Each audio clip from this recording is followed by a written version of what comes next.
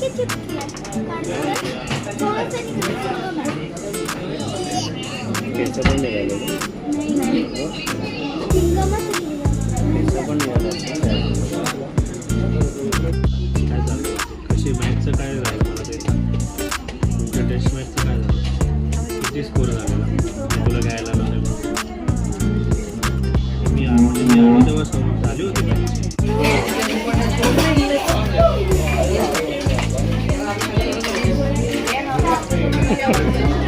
कसं आहे दादा? कसं आहे शंभू?